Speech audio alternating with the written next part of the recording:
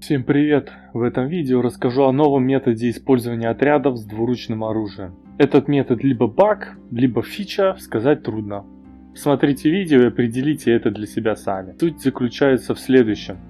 Отряды, у которых двуручное оружие, такие как алибардиры, лесные жители, хорваты, используют только одну анимацию для удара, если соперник находится выше них по склону возвышенности. Удар этот колющий, и он наносится гораздо чаще и быстрее, чем другие виды ударов. То есть даже слабый отряд будет наносить гораздо больше урона и чаще. Посмотрим, как это выглядит. Возьмем простые дешевые отряды лесных жителей и алибардиров против 5 элитных пеших рыцарей.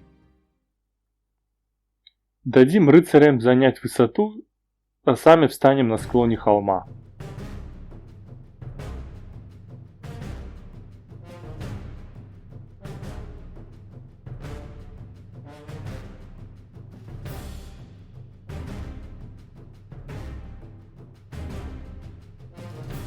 Начало боя выглядит опасно для алибардиров. Натиском могут обратить их в бегство, но вроде как выдержали.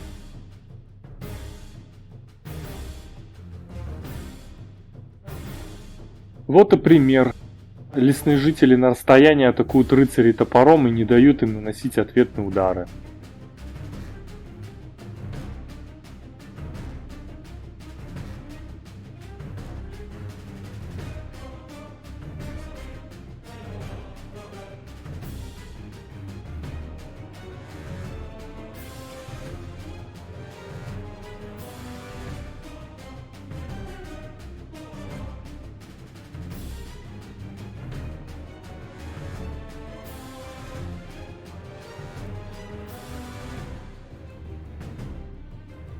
Рыцари не выдержали и начали убегать.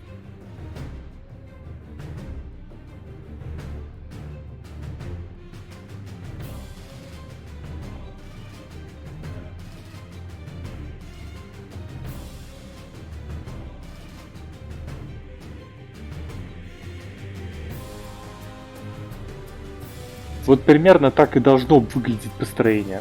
На склоне холма образуется линия пехоты, а соперник должен быть напротив и выше по склону.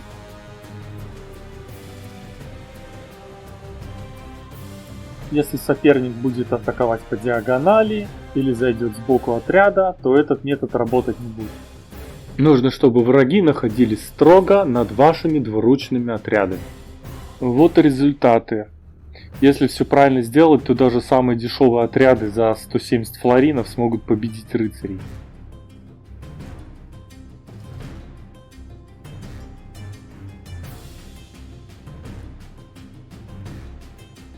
Смотрите, какие потери нанесены. 60, 46, 20, 25. 4 отряда дешевой пехоты остановили 5 элитных отрядов рыцарей. Впрочем, тактика на самом деле довольно рискованная, ведь в самом начале боя рыцари могут просто массой и натиском подавить легкую пехоту и выиграть бой.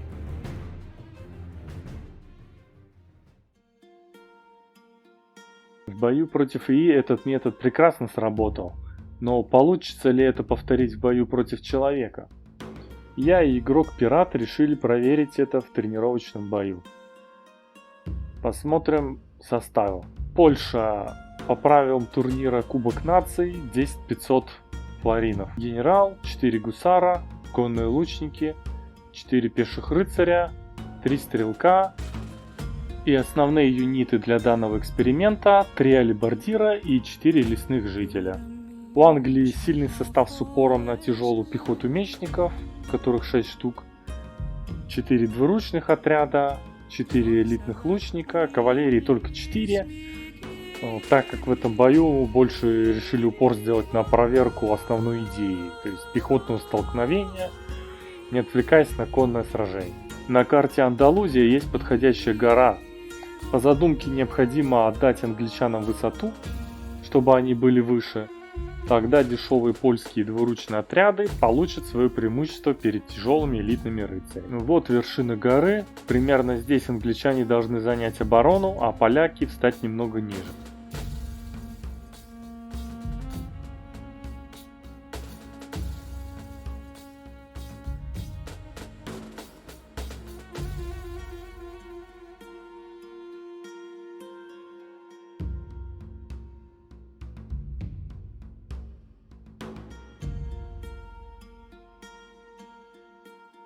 границы. Вот они, топоры начали свою работу.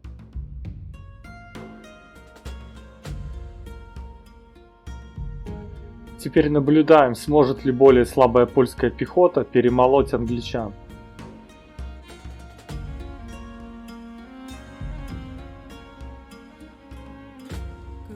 Стрелки стоят за пехотой и должны помогать вести обстрел.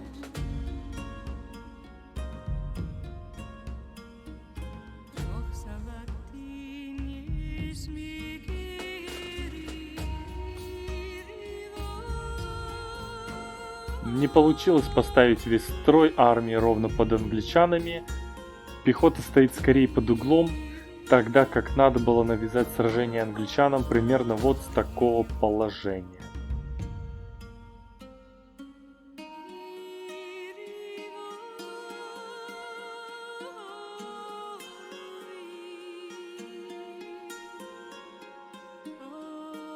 Из-за этого часть пехоты сражается на ровной вершине холма обычным способом, без частого колющего удара. Но посмотрим, чем это закончится.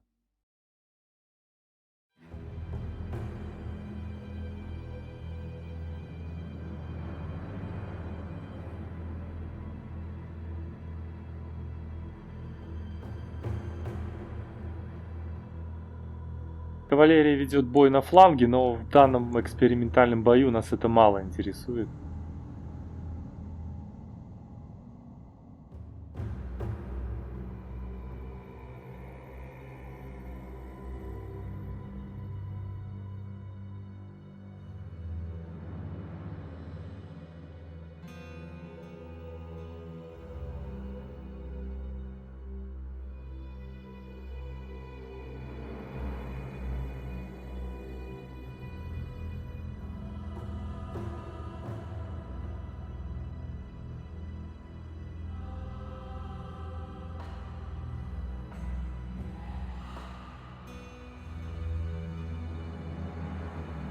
В этом месте хорошо получилось.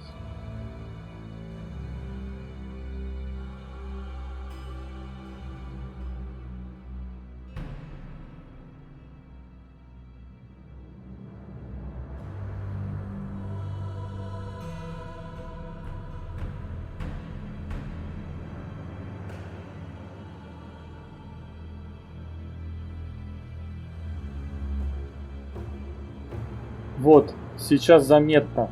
Там, где топорщики стояли ниже, чем англичане, бой уже выигран поляками. А на ровной вершине холма еще продолжается.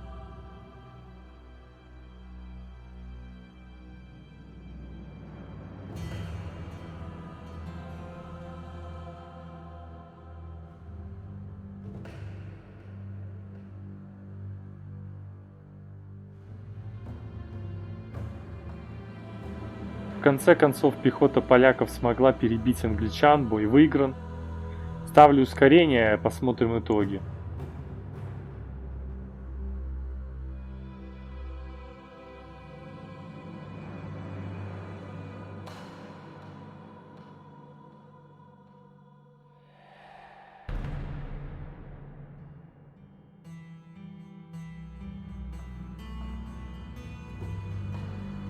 Лесные жители неплохо нарубили. Алебардиры со слабым уроном отработали плохо, но они почти все стояли на ровной местности, а не на склоне холма ниже врагов, как того требует новый метод. Один отряд лучников неплохо настрелял из-за спины пехоты, но остальные не имели хорошего обзора и были мало полезны.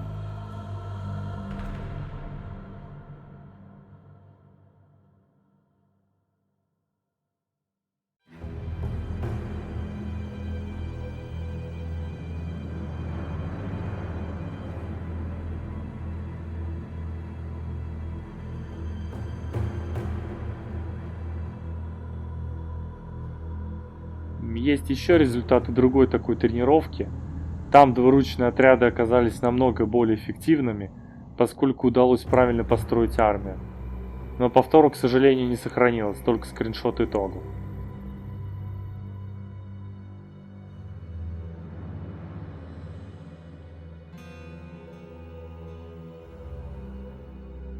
Общий вывод такой. Метод работает, но он требователен к правильному построению. Также этот бой был тренировочным. Мы заранее договорились с пиратом о том, какой у нас будет состав, какая тактика, куда мы поставим юнитов. Кавалерия в этом бою была пассивная, мы больше сосредоточились на столкновении пехоты. То есть это нельзя назвать настоящим сражением. Но что если попробовать данный метод в реальном турнирном сражении? Такой пример у нас есть. После нашей тренировки пират решил попробовать данную тактику против игрока Sunset на турнире Кубок Наций 2026. Вот она, Андалузия. Англия в атаке, Польша в обороне. Смотрим составы. У англичан 2 генерала, 3 демилансера, конные феодалы, 8 двуручных отрядов, из них 4 дешевых ополченца и 4 тяжелых. Целых 6 тяжелых мечников. Стрелков нет. Это чистый рашевый состав, созданный только для одной цели – испепелять все на своем пути. У поляков 2 генерала, 4 гусара, 4 мечника, 4 литовских универсальных пехотинца и пехота для новой тактики. 4 лесных жителя и 2 алибардира. Мечники и алибардиры должны составить центр построения и сдерживать на себе тяжелую пехоту англичан. Лесные жители либо остаются помогать пехоте, либо выводятся на фланг помогать кавалерии, смотря как того требует ситуация. Литовцы ведут обстрел наверх по склону, либо присоединяются помогать как пехота. Они вполне способны перебить английские двуручные отряды. По числе пехоте силы равны, если считать универсальных литовцев как пехоту. С таким составом и с использованием новой тактики поляки вполне могут победить. Как и планировалось, поляки умышленно отдали высоту англичанам. При этом еще оборону пират решил проводить в лесу на случай, если у Англии будут лучники. Так как армия спрятана в лесу, обстрелять ее не получится. Впрочем, как мы видим, англичанин не взял стрелков вообще.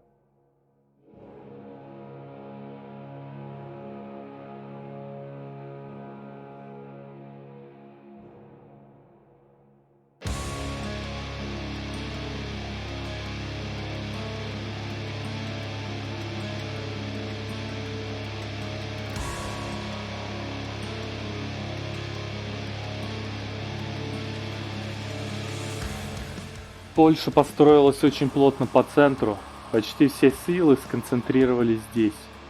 На фланге вышли только лесные жители.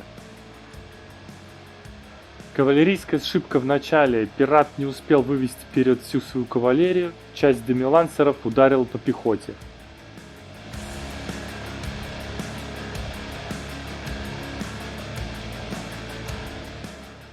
Хотя один отряд к английской кавалерии просел по морали и обратился в бегство. Поляки попытались догнать отступающий отряд генералом, но, к несчастью, он попал прямо под алебарды и погиб в начале сражения.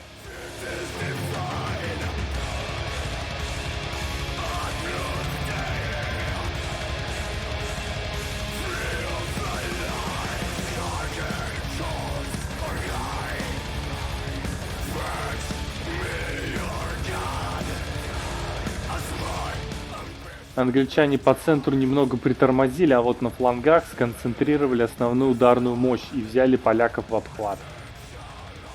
Правый фланг поляков, состоящий исключительно из легкой пехоты, не выдержал мощного натиска, смерти генерала и численного перевеса Англии. Весь фланг опрокинут и убегает. С противоположного фланга также идет обхват поляков. Гусары дрогнули, бегут уже 3 отряда, хотя отряды не маленькие убегают, по 15-25 человек.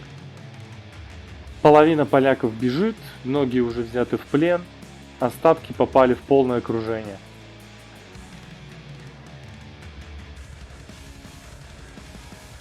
Пират не стал дожидаться разгрома и признал поражение.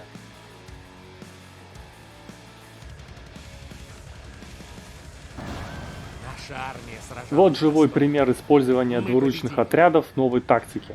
Полякам не повезло, они потеряли генерала, и боевой дух войска был подорван как раз в тот момент, когда англичане набросились на слабые фланги поляков.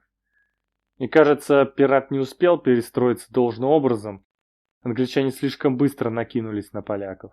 Поэтому нового метода в действии в реальном турнирном бою мы так и не увидели. Случилось то, о чем я говорил в начале видео. Слабая пехота может дрогнуть от натиска в самом начале. Смерть генерала сломала всю задумку. Мне кажется, если бы поляки выдержали первый удар, они смогли бы перемолоть английскую пехоту. Досадно. Особенно то, что эту тактику предложил пирату я. И получается, из-за меня он потерпел поражение в этом бою. Прости, пират. На этом все. Спасибо за просмотр.